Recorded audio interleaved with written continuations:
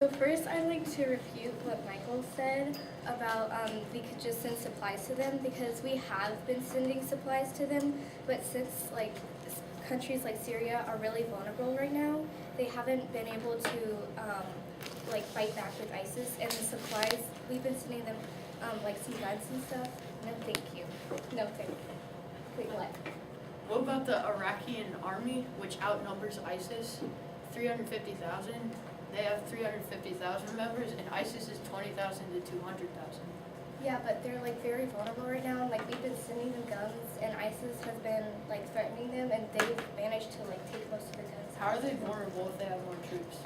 Because like they're under attack right now, and so they're like 11 minutes. Okay. Okay. And what we've been doing so far hasn't stopped ISIS, so we need to take extreme measures. Do you think that by training the military there would work better than sending ground troops over? Because then they wouldn't be vulnerable anymore. They would understand how to use the weapons. Well, no, it's not that they don't understand how to use them. It's just that ISIS has managed to take over them and like take the weapons. Because they didn't know how to use them. A lot of ISIS members have like access to the visa waiver program in America, which means that like you can come to America and like whether it's on business or tourism from another country, and so we could be vulnerable to attack and like we might not see it coming. And like our soldiers came into the army willing to fight and die for this country and our safety, and we feel that if fighting keeps our country safe, then we feel like it's worth the risk. And according to the United States Secretary of Defense, Ash Carter, these special These special operations, or our combat fighters, will over time be able to conduct raids, free hostages, gather intelligence, and capture ISIS leaders. If we can achieve this level of skill, then we can put an end to future terrorist attacks and the death of innocent people. And if combat fighting allows us to gain more intelligence through these attacks, then our military can become more skillful and more responsive for anything the future holds. We may be able to stop future. But we're losing soldiers and losing money when we're sending the troops over there. Well, but we might be able to put an end to ISIS and put an end to future incidents. There's always going to be terrorism. You can't completely shut the doors. There's always going to be something out there. Well, I know, but we can't babysit the Middle East and stay over there. We're trying to put an end to ISIS right now, but because they're taking over Syria, we want to stop innocent people from dying. No, thank you. And ISIS isn't just threatening to our country, but also to our allies as well. According to the Wall Street Journal, a threat towards Jordan is being made. And if Jordan were to be overrun, this would spark a catastrophe of unimaginable proportions, and it could end up starting a war and forcing people to take sides and further destroying countries.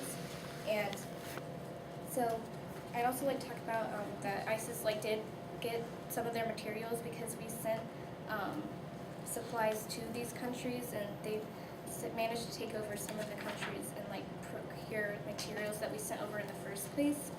And that's one of the reasons. And another reason they can operate is because they have gotten money from oil fields that they control over in Syria. And okay.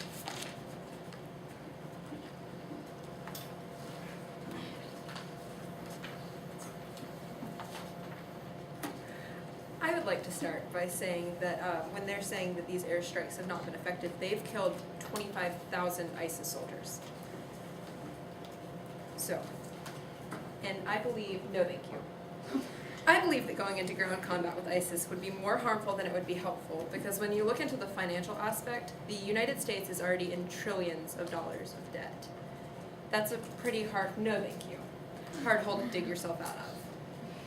The estimated debt for the end of 2016 is $19.3 trillion. Got that from the U.S. Department of Treasury. War is expensive. We need to consider every aspect of this issue. No thank you. Explore alternatives before we throw ourselves into this deep hole.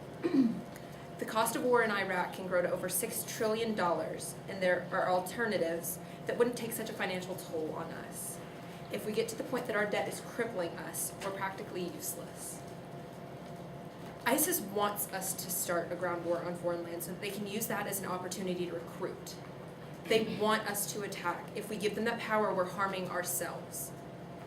If we can train people from surrounding countries to supply them with weapons to send their own ground troops in against ISIS, we have a shot at stopping them from gaining more land, which would crack their foundation. Stopping the growth of the amount of space they occupy will cripple them. Yes? If we're training other countries, doesn't that seem like we're just running away from the war?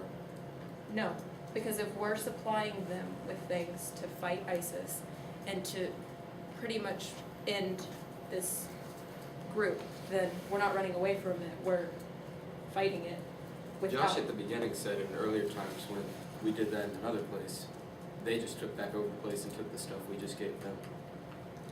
If we go in and train these people how to use the weapons that we supply them with and the supplies that we supply them with, then they're not going to be able to take our supplies that we're supplying them. If us fighting them and we're giving them the way we were going to fight them, why does that make a difference? If they were going to beat us, that means they can beat them. Because these people are familiar with the land that they're fighting on, and they know the area. Or we're telling them to fight what we would fight. What was that? We would tell them how to fight like we would fight. Yeah, but they know the area, so they know what they're doing. They know what these people are capable of. Then why train them? Because they know the area. I know the way this classroom looks. It doesn't make me smarter. Okay, that doesn't, yes. That's like saying that if you were to go to war in a forest that you knew, and that somebody down the hall didn't know, don't you think you would have a little bit better of a chance? Well, it depends on where that oak tree is, and they know where that oak tree is. But if they don't know the area, we don't know that area, they know the area. Thank you. The group has shown their power and just how far they're willing to go to reach their goal. People who actually live near the land ISIS has occupied will be better adjusted to tricks and traps ISIS may have, no thank you, and how the environment will be, which is why we should be supporting the local military instead of sending our ground troops there. No thank you. There's always going to be terrorism, and the point of no thank you. This is not to completely end all terrorism.